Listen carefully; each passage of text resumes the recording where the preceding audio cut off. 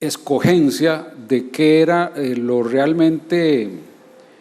que podía hacernos diferencia en esta idea de aceleración del proceso, pero no solo eso, sino que hay otras normas, otras disposiciones que se pudo detectar que ya después de una corrida de 10 años,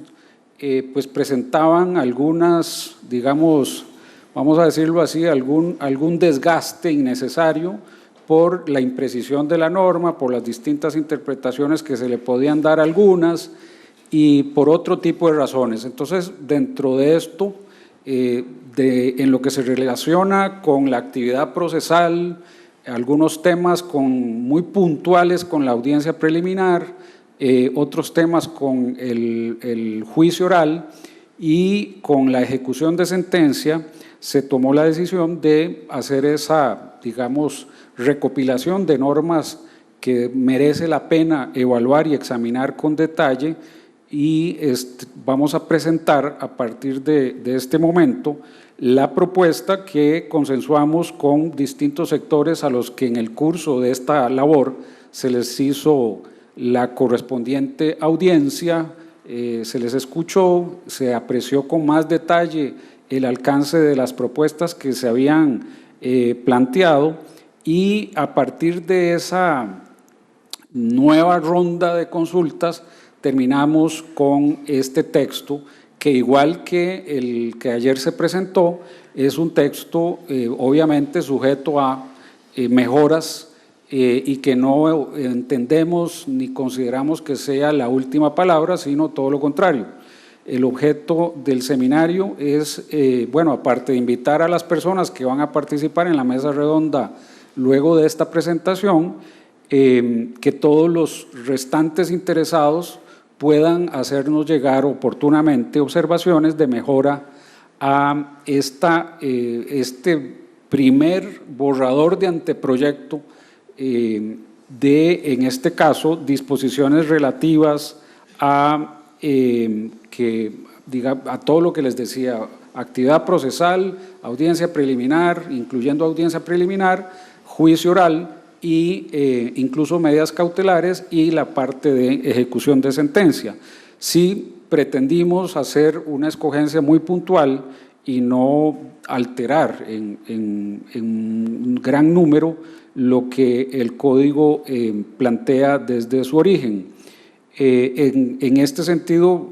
la idea es mantener, digamos, los grandes principios de los que nos hablaba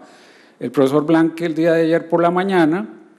y los que fueron considerados en la redacción original, pero sí identificar aquellos puntos de roces, de desgastes u otros que en la práctica, pues obviamente después de 10 años es más fácil identificar dónde habían debilidades u oportunidades de mejora de la normativa que originalmente se le dio al código.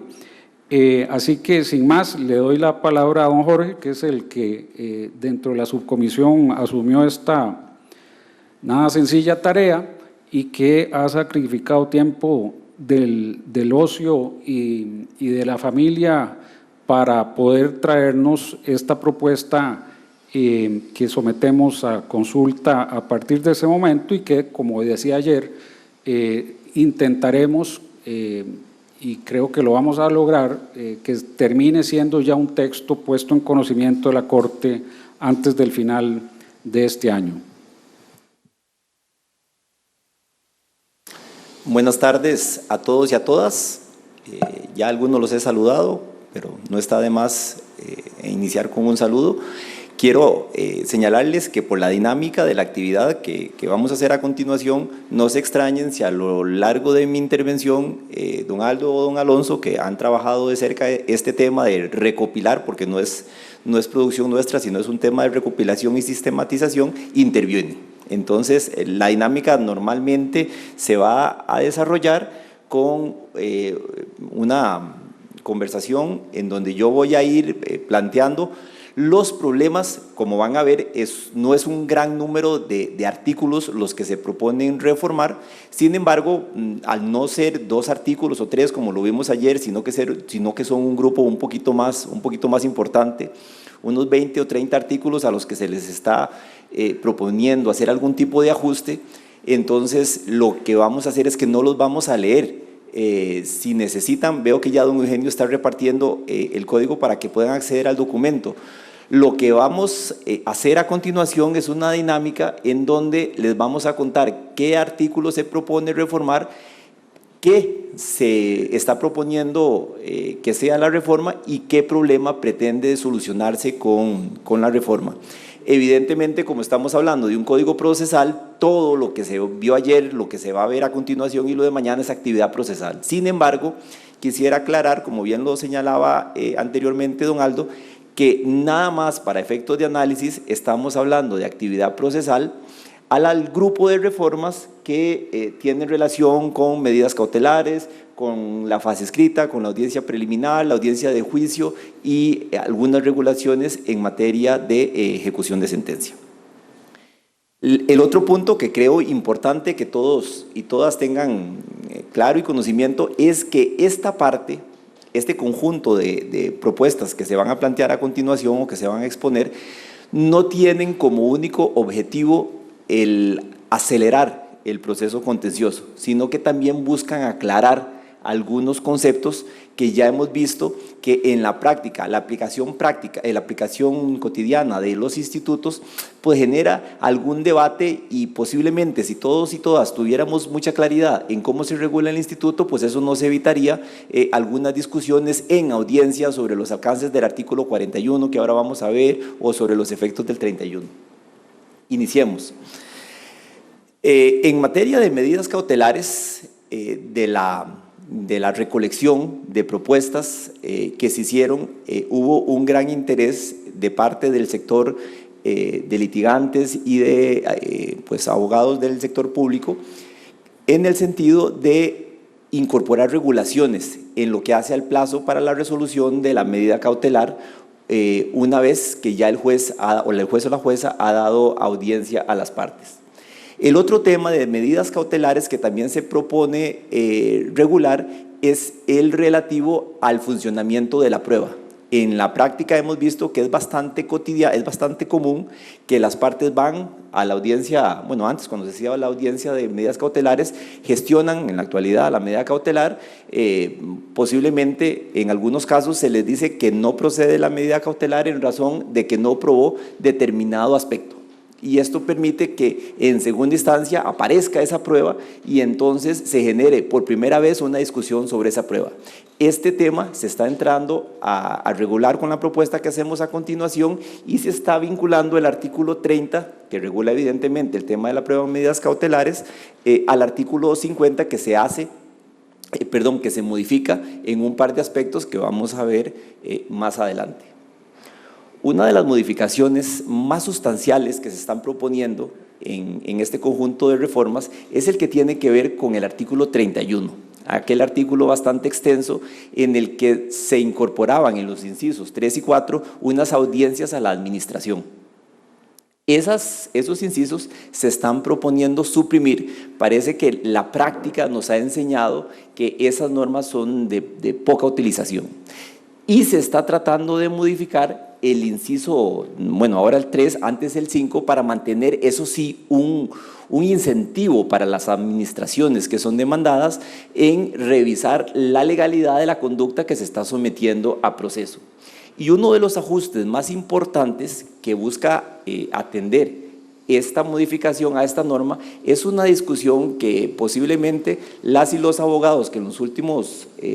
meses o en los últimos 2 años han litigado en la jurisdicción es la situación que se está presentando con el instituto de la caducidad de la acción cuando la parte ha decidido agotar vía administrativa. Y entonces se da el tema de si la caducidad la vamos a contar desde la emisión del acto final o la vamos a contar desde el acto definitivo, y esto genera discusiones en la práctica. Ya hay una línea que podríamos decir del Tribunal de de casación en esta dirección, pero de las ponencias que recibimos entendimos adecuado que era importante que este tema quedara más claramente regulado en el Código Procesal Contencioso Administrativo. En esta dirección se está estableciendo una reglamentación expresa del punto de inicio de ese plazo para interponer la acción y se está vinculando ese artículo 31 infine a una disposición expresa que también se pretendría, sí, que se buscaría incorporar en el artículo 39. Otra de los temas que ha generado alguna discusión, y lo hemos visto tanto en ámbitos académicos como a lo interno del despacho, es el aspecto relativo al artículo 41 y cómo se calculan los plazos en materia tributaria. Porque aquí tenemos a veces una discusión interna o en las audiencias qué pasa con la lesividad, la vamos a contar con el plazo del año, pero si el 41 me habla del derecho de fondo, entonces me voy al código de normas y esto genera una discusión procesal en una audiencia que posiblemente si la norma nos diera la solución podemos avanzar a conocer los aspectos de fondo que se están debatiendo en el proceso. En el artículo 41 lo que se está haciendo no es que se está estableciendo una regulación adicional, sino que más bien se está sustrayendo de la regulación de la norma la referencia a la materia tributaria. Como modificaciones a estas fases iniciales del proceso contencioso administrativo, quisiéramos comentarles que el artículo 50 ha generado alguna discusión y las personas que participaron el año pasado pues recordarán alguna especie inclusive de discusión pues en términos académicos en torno a cómo se resuelve el problema o la situación, no problema, la situación de la prueba que es presentada actualmente después de la contestación, pero antes de la audiencia preliminar. La norma hace una referencia al tema de la admisión de la prueba en juicio. Sin embargo, antes de ese juicio está la audiencia preliminar y entonces mucho se discutía el año pasado de qué hacíamos con esa prueba. ¿La va a dejar admitida el juez o la jueza de trámite antes de entrar a la fase de juicio? La norma dice que será en juicio, pero por un tema práctico lo más lógico es que las partes ya tengan conocimiento de cuál es la prueba admitida cuando están preparando su proceso para llevarlo a debate. Se está sentando la regla de que esa prueba tiene que quedar admitida lo antes posible para tratar de librar la etapa de juicio de este tipo de discusiones. Y el otro tema que se está buscando regular en ese artículo 50 también es la introducción de una disposición en materia de admisión de la prueba en segunda instancia. Y entonces se están estableciendo algunas reglitas para aclarar cuáles serían las reglas de cómo vamos a manejar el tema de la apelación en estos temas. Sin lugar a dudas, uno de los aspectos que ha generado mayor discusión, y aquí sí estamos hablando, como bien lo decía don Aldo, y algo lo había comentado don Alonso en estos días, desde un tema que ha generado un poco de discusión desde que el código entró en vigencia ya en el 2008, es qué pasa cuando un proceso se queda votado. Y entonces teníamos la discusión de cuál instituto se aplicaba. Es más, se tenía la discusión muy inicialmente de si se podía hacer algo con ese expediente o no. Este tema ha llevado a una serie de desarrollos, digámoslo así, de precedentes del Tribunal de Apelaciones, no siempre en la misma dirección, en razón de si conoce una sección o si conoce la otra, o qué sección del tribunal conoce en primera instancia este tema. Y entonces la propuesta que se está haciendo es utilizar la redacción de la caducidad del procedimiento que fue incorporada recientemente en el Código Procesal Civil, que casualmente pareciera que es muy similar a lo que ya de por sí estaba haciendo un sector importante del Tribunal Contencioso Administrativo. El artículo 58, que como todos y todas recordarán, es aquel que nos da los requisitos de la demanda, se sometió a la revisión y aquí fue enorme la cantidad de propuestas que se hacían en diferentes direcciones, y entonces lo que optamos fue por incorporar las que son necesarias para aclarar las reglas del proceso. Y entonces en el artículo, en el inciso 1, perdón, en la letra E, se nos llamaba la atención por parte de varios de los ponentes que tuvieron la gentileza de participar, que en este artículo se establece que cuando los daños y perjuicios se piden accesoriamente,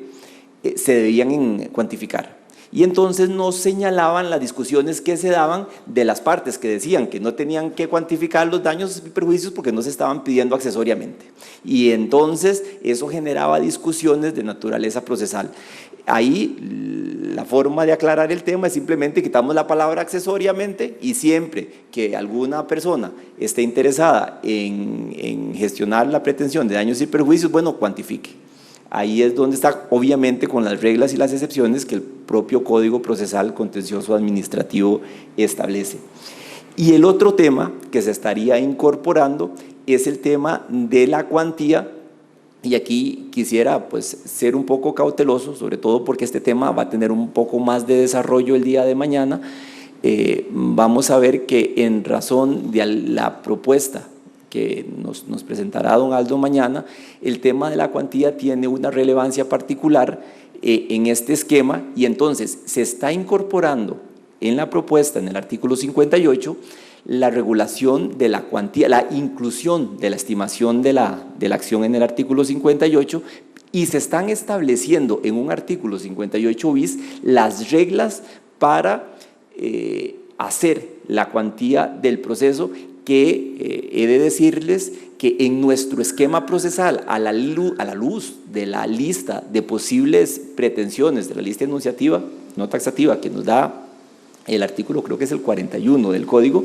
pues establecer cómo se podrían hacer la estimación de todo ese tipo de pretensiones requiere un tema de bastante desarrollo, y ahí hay una propuesta para que lo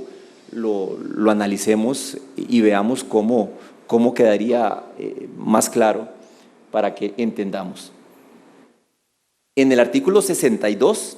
se estaría regulando dos aspectos de la práctica cotidiana que ya se presentan, pero que también nos han generado en la práctica algunos antecedentes de conflictos que se podrían solventar con alguna regulación más expresa.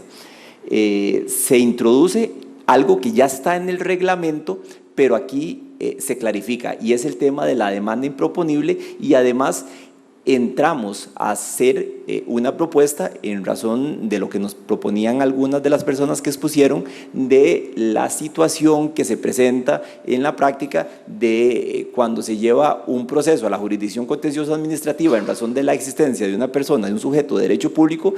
y inicialmente o a medio proceso ese sujeto queda fuera del proceso contencioso administrativo, y al final es un proceso puramente civil entre partes que no son administraciones, ni se está aplicando derecho administrativo en los términos del artículo 2 del Código,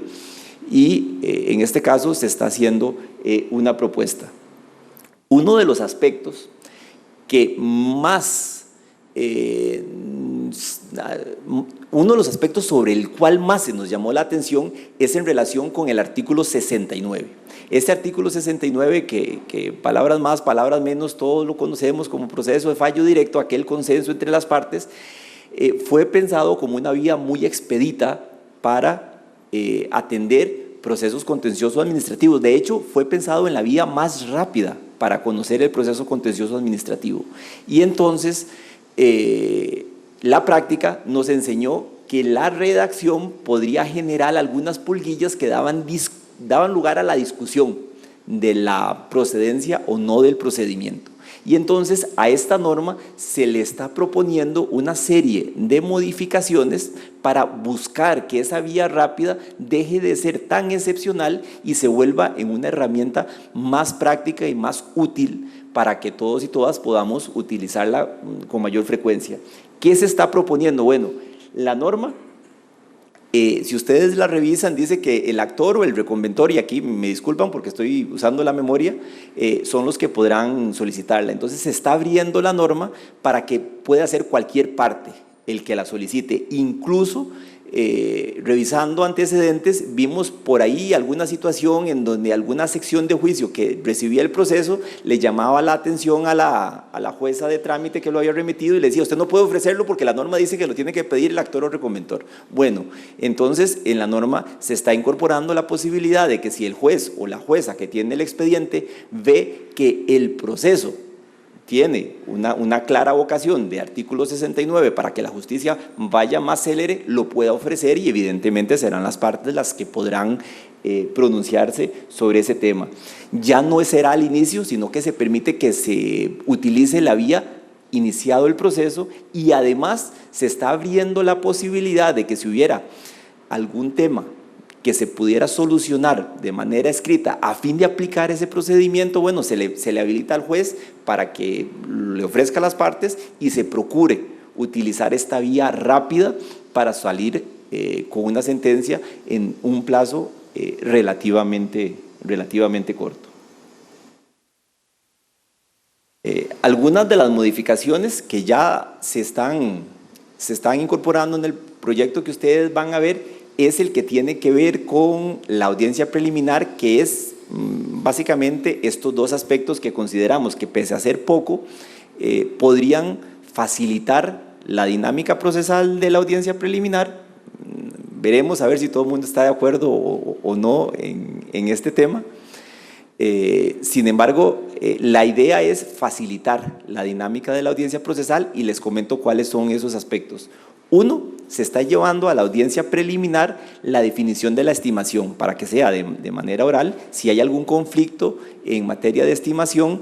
que se resuelva ahí y evitar esta ida y venida de escritos. Esta es una herramienta que parece que está siendo útil en la nueva jurisdicción civil en donde se está resolviendo la cuantía en esta etapa. Y dos, se estará estableciendo la posibilidad de que si para que el proceso sea más rápido y se sirve mejor a la justicia y a la celeridad procesal, la audiencia preliminar no sea un fin en sí mismo. Es decir, si para el avance del proceso podemos ir más rápido prescindiendo de la audiencia preliminar, se suprime la audiencia preliminar y seguimos adelante. Y aquí quisiera aclarar que no se trata tampoco de que estamos diciendo que si hay que ajustar pretensiones o si hay que resolver algún aspecto que necesariamente es atendido en la audiencia preliminar, eso no se tenga que hacer. Evidentemente, si la pretensión requiere ajustes, habrá que hacer la audiencia preliminar, si hay que resolver coadyuvancias, y será la naturaleza o las características de cada caso las que nos darán la posibilidad de si excepcionalmente podemos prescindir de la audiencia preliminar para avanzar. Esto se los comento porque en la práctica es muy excepcional, pero también he visto situaciones, y alguna compañera jueza me contaba de una audiencia preliminar que duraba 5 minutos, o sea, habría que hacerla llegar o no hay nada, nos vamos. Y entonces, en esos tipos excepcionales, estamos buscando que la jueza o el juez puedan hacer que las partes avancen más rápido con su proceso. La otra circunstancia que estamos valorando a la hora de hacer la propuesta es la situación de las conclusiones en los procesos que durante la audiencia preliminar se convierten o se determinan que son de puro derecho. Las personas, los y las abogadas que han estado en un proceso habrán posiblemente tenido la experiencia de estar rindiendo conclusiones frente a un juez o a una jueza de trámite que no es la persona que va a resolver el asunto. Y posiblemente habrán casos en donde la preparación de las conclusiones pueda facilitarse si se hacen por escrito. Entonces aquí lo que se está proponiendo es introducir la posibilidad de que se valore si las conclusiones van a ser de manera escrita o de manera oral, estableciendo evidentemente un plazo, porque no vamos a señalar un plazo de 3 meses para rendir las conclusiones. Y se está dando la posibilidad de que entonces las partes se retiren a preparar las conclusiones y la jueza o el juez de trámite continúe con su trabajo en lo que le corresponde en el despacho. En lo que hace a la audiencia de juicio oral y público, se están proponiendo algunas reformas muy puntuales. En el artículo 99 se busca regular algo que de hecho es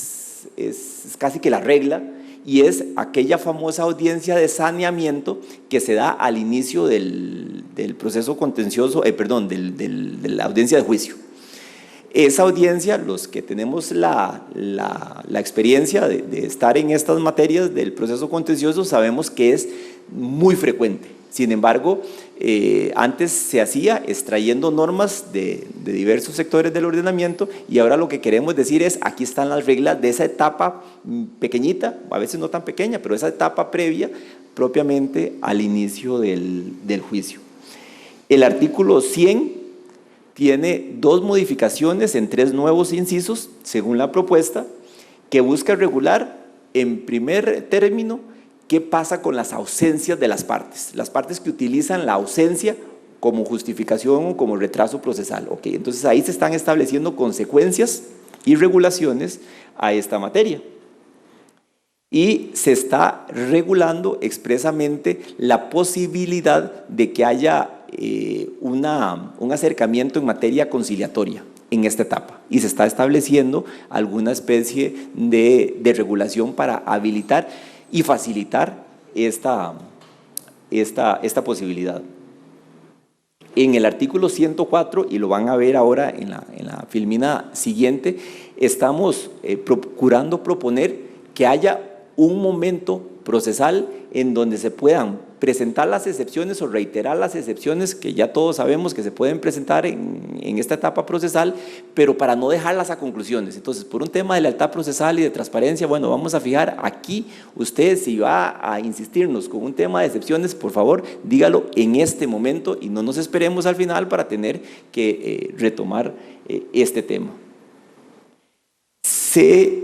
busca, además, esto fue un reclamo, lo que les voy a contar, un reclamo que vimos en algunos de los correos que recibimos y se planteó en alguna de las ponencias, y es las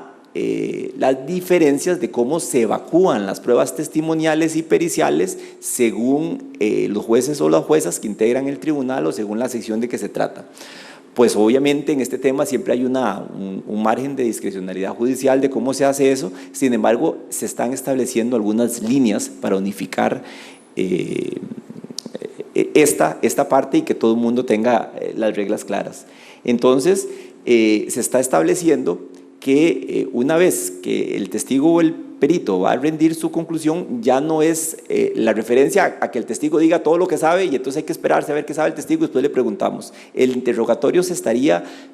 iniciando de una vez con el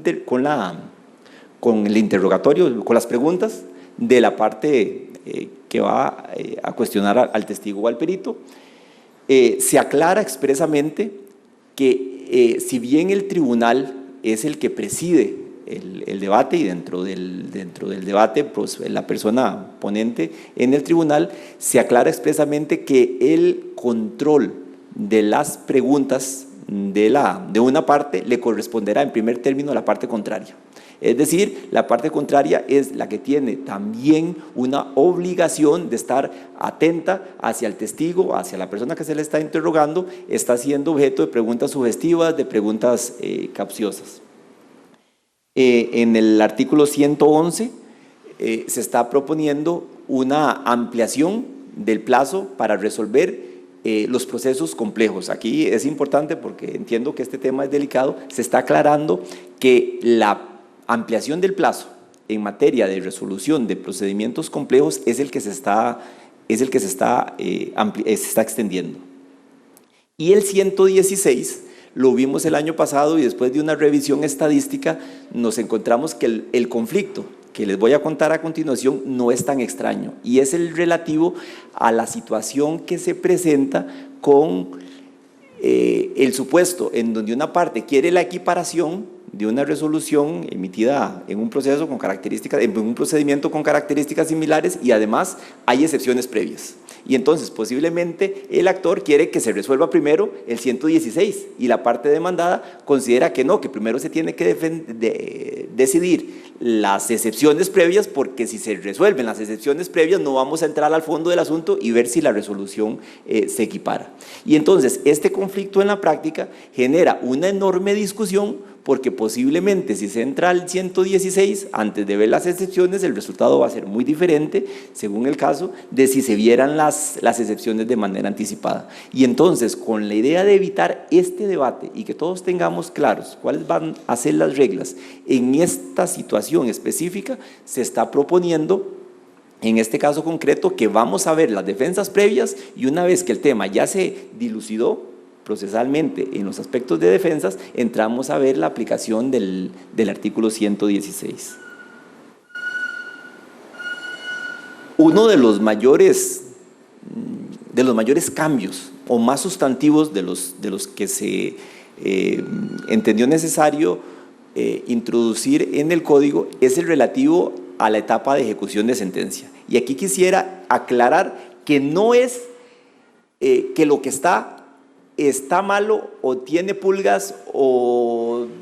tiene algún tema por aclarar. Más bien, como lo vamos a ver a continuación, la idea es reforzar el sistema de ejecución de sentencia, aclarando una serie de aspectos que han debido ser atendidos en la práctica, pero que para claridad de la comunidad jurídica nacional requieren una regulación expresa. Y vamos a ver cómo en el artículo 155 se introduce algo ya de amplio desarrollo jurisprudencial en materia de ejecución de sentencia, que es el principio de progresividad, es decir, la forma en la que vamos a ir compeliendo a la parte ejecutada de las medidas menos invasivas a las medidas más agresivas. Normalmente se dan casos en donde la parte que está ejecutando quiere de una vez la medida más violenta de ejecución. Y entonces aquí tenemos que entender también que en esa etapa de ejecución están los intereses de la parte que ejecuta, pero posiblemente hay otros intereses para la comunidad nacional relevantes. Se busca además que las partes que están ejecutando una sentencia favorable la ejecuten en un único acto. Es decir, que si usted tiene una sentencia en donde se le otorgan varios extremos, que no me venga a ejecutar hoy una parte y dentro de 2 años me presente otro escrito de ejecución de otra parte y dentro de 3 años me ejecute lo que faltaba de la sentencia. Salvo que sea algún supuesto excepcional que ya veremos más adelante cuando revisemos el texto. La idea es que si usted quiere llevar su sentencia a una ejecución, una fase de ejecución porque no fue ejecutada de manera voluntaria, entonces dígame qué quiere de esa sentencia que se le ejecute en un único acto. En el artículo 163 se introducen una serie de aspectos que han debido a ser atendidos en la práctica por las características de la complejidad de la ejecución de sentencia en la vida cotidiana. Y entonces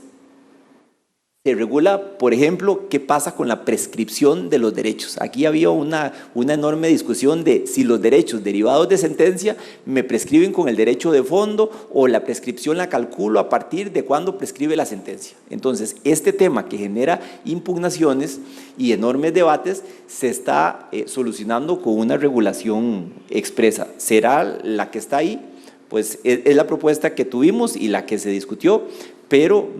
como bien lo señalaba don Aldo, esto es un anteproyecto. La idea es, aquí están los problemas, hay una propuesta de solución y necesitamos que todos valoremos cuál es la mejor alternativa para atender estos temas procesales. Se establecen una serie de reglas claras en materia de liquidación y además se regula el fenómeno de la liquidación de sumas dinerarias dadas en condena por parte de la parte vencida. Y este es un supuesto que aunque suena un poco complicado, ya les voy a contar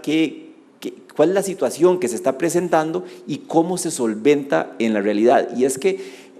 en ciertos supuestos la parte ya condenada al pago de una suma dineraria quiere cumplir la sentencia, pero la parte vencedora no liquida. y pasan los años, porque dependiendo del interés de la parte vencedora, me sirve mejor esperarme 2 años y liquido dentro de 2 años y valoro una discusión eventualmente de pago de intereses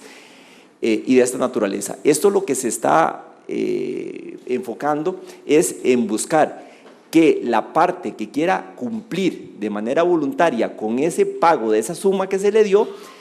acuda al tribunal y diga, miren señores, a mí me condenaron al pago de 2 millones de colones, aquí están los 2 millones de colones, se los deposito al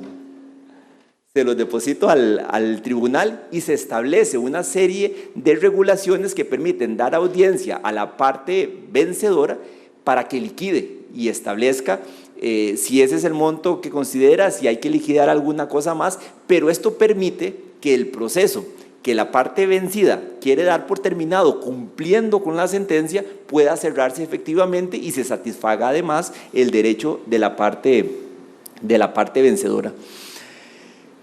Un aspecto que está poco regulado en el Código Procesal Contencioso Administrativo es la situación de cómo ejecutamos las sentencias cuando la parte vencida es un administrado, una persona no pública, un sujeto de derecho privado, y la parte que está ejecutando es un sujeto de derecho público. El código tiene una serie de herramientas que le permite a los jueces y a las juezas de ejecución buscar la ejecución, valga la redundancia, de esa resolución en perjuicio de una administración.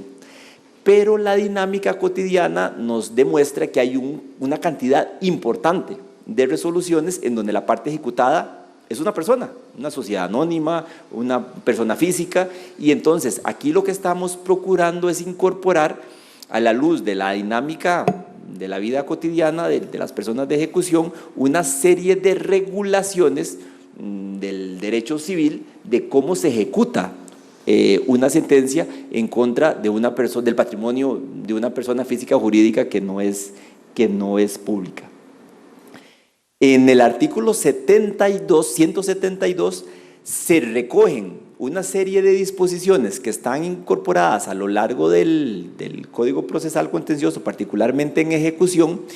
y se pretende unificar en un único artículo una serie de supuestos en donde hay una imposibilidad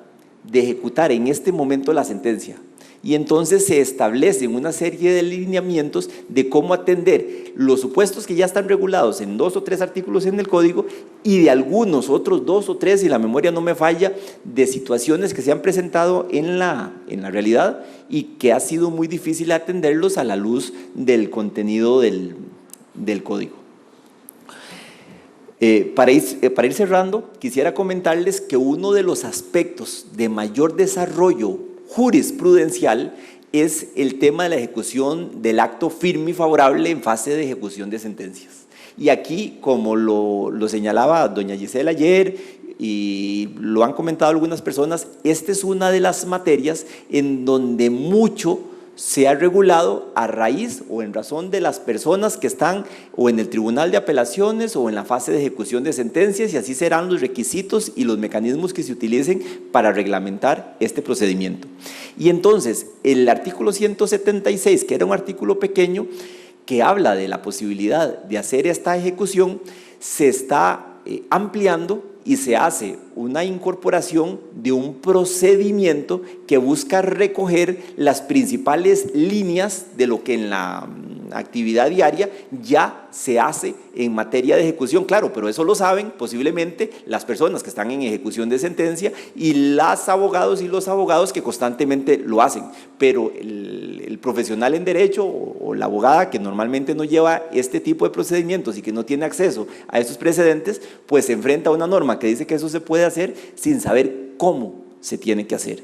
Y entonces, en esta propuesta se está incorporando una serie de regulaciones que les voy a comentar a continuación, sin prejuicio evidentemente de que todos y todas puedan revisar el artículo que pues queda bastante extenso. Se exige que el acto venga certificado, y aquí fue una de las primeras discusiones que vimos en la jurisprudencia y que hemos notado en la práctica. ¿Qué se certifica? ¿Quién certifica? ¿Se vale una certificación notarial o solo de la administración? No, cualquier certificación puede ser notarial. Se tiene que certificar, como en algún momento se discutió, no solo el acto, sino que la administración no lo quiere ejecutar. No, lo que se tiene que presentar es certificación del acto. En segundo término, se está estableciendo que la persona que quiere recurrir a esta vía constituye en mora a la administración, y esto es para armonizar esta inactividad con la del 35, es decir, usted antes de ir a la, suena raro esto, antes de ir al juez de ejecución, solicítele a la administración de manera pues informal, no tiene mayor requisito que por favor le ejecute el acto, y es ante ese requerimiento y la inactividad de la administración, conforme se aplica también en el artículo 35 del Código, que se da pie a este proceso de ejecución. En el caso de actos que tengan varias disposiciones favorables al administrado que lo quiere ejecutar, se está pidiendo como requisito de admisibilidad que la parte nos diga de todo eso que está ahí, ¿qué quiere usted que se le ejecute? El primer extremo, el segundo extremo, quiere que se le ejecute todo el acto. Se está estableciendo una audiencia de 8 días a la administración, que también esto ha variado según la persona que ha tenido el proceso. Hay jueces que dan un plazo muy corto y dicen, no, el acto ya está firme, le doy 3 días. Hay otros jueces que dicen, no, mire, la verdad es que aquí hay una valoración que hay que hacer del acto, entonces le voy a dar 15 días. Y entonces se está fijando un plazo intermedio de 8 días, que evidentemente está sujeto a valoración si será mucho o será muy corto. Se están recogiendo en su mayoría, y la vamos a ver en la siguiente diapositiva, que es la última, una serie de causales que permiten que la administración se oponga a la ejecución del acto, y se incorporaron 2 o 3 más en razón de la naturaleza de las causales que se están proponiendo. Se regula la situación procesal de los terceros. ¿Qué pasa si yo quiero que se ejecute un acto que es favorable para mí, pero eventualmente pueda generar una situación de desventaja para un tercero? Bueno, se está regulando, esta persona tiene que participar en el procedimiento. Se incorporan algunas regulaciones en materia probatoria para este procedimiento específico, inclusive la posibilidad de la audiencia que ya se hace. Se hace referencia también a cuáles son los medios de ejecución que se van a utilizar en esta materia, y se aclara un tema, y lo dejo de último porque posiblemente es uno de los más controversiales, y es si este proceso es un proceso de control de legalidad del acto que se está ejecutando. Y esto es, aunque pareciera una discusión sin trascendencia, aquí la importancia práctica de esto es enorme, porque este es un proceso que busca ejecutar un acto que ya está firme y favorable. Si vamos a abrir una discusión completa, si el acto es ilegal, si tiene un vicio en el elemento contenido, si el elemento motivo no está, si hay un problema, etcétera, etcétera, etcétera, entonces nos vamos a un ordinario. Pero este proceso no es para verificar la legalidad del acto. Y esto quiero vincularlo inmediatamente con las causales que frenan este procedimiento, porque sí hay que tener claro que si el acto es palmariamente ilegal y sabemos que ya hay un proceso de lesividad de por medio planteado, o no sé, hay un juicio o hay una medida cautelar, estos temas ya han sido discutidos jurisprudencialmente. Y entonces se están recogiendo en principio estas 7 causales, que ya se las voy a ir comentando, que permiten que esa ejecución del acto se detenga. Y se las voy diciendo, mire, falta de firmeza del acto, el proceso es para ejecutar un acto firme. Si el acto no está firme, no lo vamos a ejecutar en esta etapa, por más que usted me insista. Cuando hay problemas de eficacia, cuando el efecto no es favorable, o hay un problema de legitimación, yo quiero ejecutar un acto, pero no sé, es favorable a don Aldo, don Alonso, y ellos están tranquilos sin que esto se ejecute. Ya está la revocación del acto. Cuando se está, era el proceso el ejemplo que les ponía, ya está declarado el acto lesivo, y ya uno entiende entonces que viene el proceso, esto ya está recogido, esos actos no se están ejecutando porque hay un proceso de lesividad que está en camino, o ya hay un acto de inicio del procedimiento regulado en el artículo 173 de la Ley General de la Administración Pública. cuando hay un proceso de demanda de nulidad. Esto es para un supuesto muy atípico, pero también lo hemos encontrado en un par de situaciones, que es cuando un ente descentralizado está demandando la nulidad de un acto que fue emitido por un contralor no jerárquico de legalidad que quiere ser ejecutado por la persona beneficiaria en este procedimiento, pero la administración a la que se le está ejecutando el acto está demandando al Estado para la nulidad de ese tipo de actos. Y finalmente, pues el cajón desastre, que evidentemente nos permite englobar algunos otros supuestos más genéricos, y es cuando ya ha habido una orden, una medida cautelar de no ejecutar ese acto dictada de manera judicial o en sede administrativa. Con esto les diría, estos son las propuestas. Evidentemente ahora vendrán los y la compañera que los estuvieron viendo, y sin perjuicio de que todos y todas los revisen, van a ver que lo que se hacen son